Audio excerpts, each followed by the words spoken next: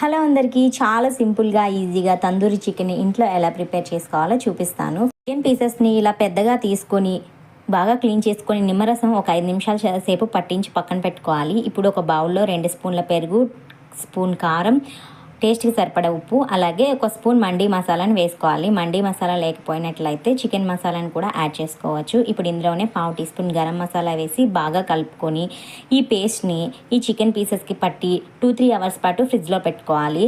Chicken ఎంతసేపు marinate చేస్తే అంత సాఫ్ట్గా ఉంటుంది. ఇప్పుడు ప్యాన్లో ఆయిల్ వేసుకొని 2 పీసెస్ని కూడా ఇందులో వేసేసి మూత పెట్టేసుకోవాలి. పావుగంట సేపు హై ఫ్లేమ్లో, 10 నిమిషాల సేపు లో ఫ్లేమ్లో పెట్టుకొని 2 పక్కల టర్న్ చేసుకుంటూ ఫ్రై చేసుకోవాలి. 25 మినిట్స్కి అయితే ఇది బాగా సాఫ్ట్గా కుక్ అయిపోతుంది.